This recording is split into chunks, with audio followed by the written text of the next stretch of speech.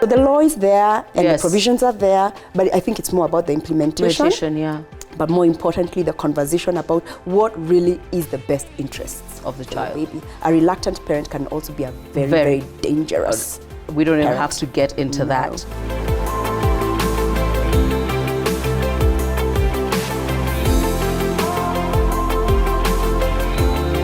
The conversation I'm about to have with Rose Mbanya, family lawyer who joins me today, is one that I actually tasked her to go and tell me what happens.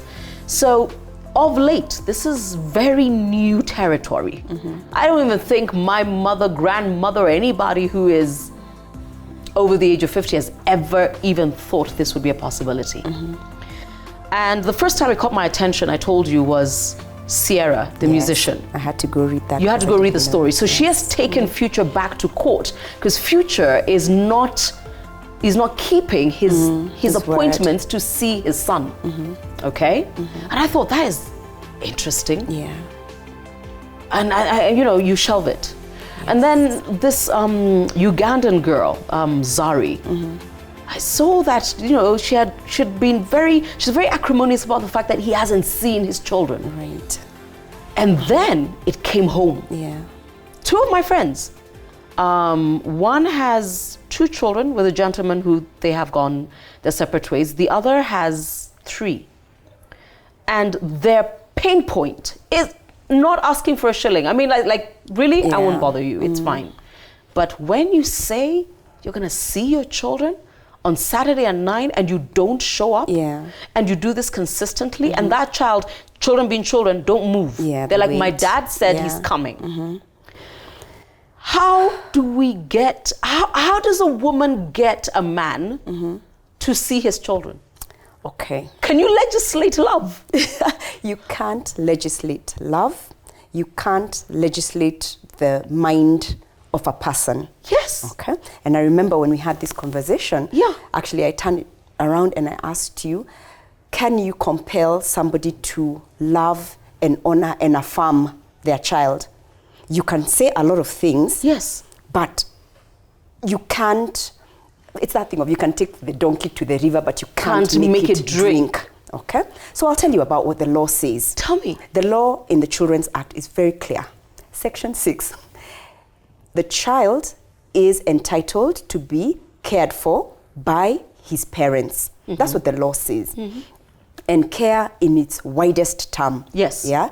And we'll talk about parental responsibility and what that means. Yeah. Guidance, support, love, and the material needs of food and education and everything, that all of that package combined. All right. So yes, the law does. There is legislation about what a child is entitled to. Yes. There is also the sections that talk about parental responsibility and say what those, what that entails. And that a child, once you have parental responsibility over a child, then a child is, as of right, entitled to all of those things. Yes. A home from you, care, support, guidance, material, needs, where's my school fees, where's my school all fees, of that. Food, what? Yes. It's easy for the law to then say, with regards to school fees, it will be this much. You will pay this term and she will pay the next term. With regards to clothes, she will provide this and you will provide this. Yes. With regards to a home. Which incidentally, that's what happens. I think women think when you go to family court, then he gets hit with a bill. The court actually allocates. Oh yeah, it allocates. Yes. It looks at what are the needs of the children. It looks at what is your income, both of you. Yes. It looks at what are the other circumstances, what are the obligations on your income. Because if he comes and says, I've got 2 families, then that is an obligation and that will be looked at. Yes. Yeah. But back to your question. Yes. Can it legislate what it will then do? The law Can will I go to court and say, Rose, I need you to get this guy that I have love his child. Come and see his child on Saturdays as he said. Yeah. You will go to court and it will be from 3 main things. The issue of custody, the issue of access, and the issue of maintenance, okay? So we're talking access here. Yes. And the court will lay out modalities. And the court will say, and a lot of times it's actually the solution should come from the parties. Yes. Finally, you agree maybe it's going to be Saturdays. From 9 o'clock to 6 o'clock. Yes. He will come or she will come. So that's again on paper. If he doesn't come day 1, day 2, day 3, you can return to court and even sue for contempt. that there's an order and that he's not coming. requires you yes. to spend time with whoever from 9 to 6. Yes, and why didn't you come? However, the whole issue, and I think the more practical question is, if, for instance, you then scare him with the fact that I'm going to court and I will say that you had said it's 9 to 6 and you're not showing up, he may even be compelled. But during the period that he's with that child, I know. What is going on? What's going on? And is it for the is your better child being of the affirmed? public? Yeah. Is the child being affirmed, or are you two just making it worse for the child? Should it have been better for if a parent is a reluctant parent, then don't thrust that child at him. Yes. Because if what you're looking for is best interests, then you're not serving any best interests for that child. And that's what my take is. I think for me is that I do understand the pain of the mother who's saying, I mean, for heaven's sake. Yeah. For heaven's sake. Yeah, I love you, baby. Nothing else has been asked of you. But because this kid, and it's usually kids, Yes. they're 6, they're 7, they're 8 or 9. And they're waiting. It's Saturday. Yeah. But and they will not leave. You know, you told me to read the case of, is it Sierra? It's Sierra, I don't even know how to that's her pronounce name, that. yes. But when I read, one of the things that came out for me is, two things she may be doing. It is true she may be taking him to court to say he said he'd be coming from 4 to whatever and he's not coming. But it might also be he said that and it's on an order and I need to stop following that order because it's driving us all crazy. Yeah, it's harmful for my baby. Yeah. And therefore I'm bringing it to you to show that he's not doing it. So cancel it. So that I don't have to worry about that. True. So legislation will be there.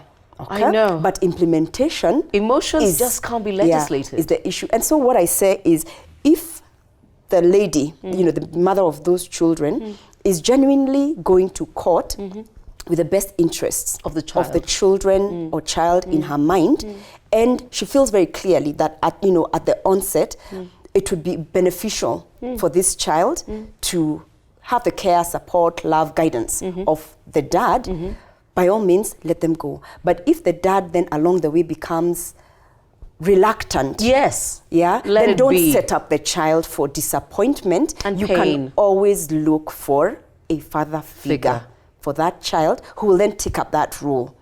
Wow. Yeah. So that's probably not legal. I know. And more social. It's not. But we've got to be practical. I just sat there and I said, I mean, it doesn't matter who you ask. It is not something the world has ever had to deal with. Yeah. I mean, the most that a woman has ever wanted is will he provide for this child financially? And now here you are in a situation where you're like, I'm not even asking for a shilling, but this child is emotionally vested in you. Yeah, again, you've got to, and I think that the whole thing, what is your mindset as you go to the court or to seek that is it because you're feeling pressure from the child? From the child. Yeah. Yes. Is it because they're now at school, they're 7 and they're 8 years, and they're now learning about happy families, and the child has come home and said, so how come we don't have a daddy? I want to know who my daddy is. Yes. Is that your pressure?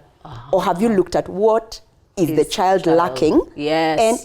And we're not getting men off the hook. No. We're not getting men off the hook, but we're saying this. What's the bigger picture that enables this child to get their best interests served?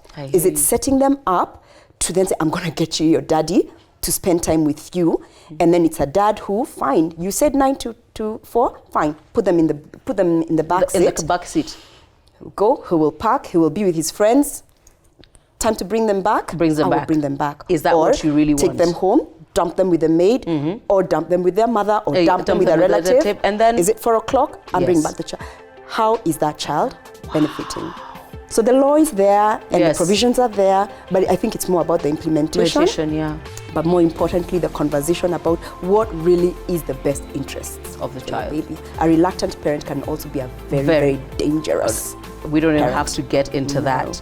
So I'm going to let Rose go. The next time I'm able to get her, we're going to talk about something that was raised in this room.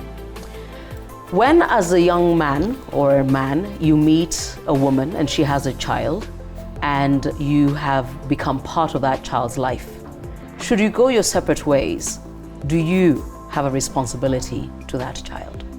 No, that is for another day. Subscribe, come back, okay? And add questions, that way we can ask Rose more, because there are conversations we need to have that we're afraid to have, and I don't know why. Thank you. Thank you, Rose. All right, you're welcome. Thank you.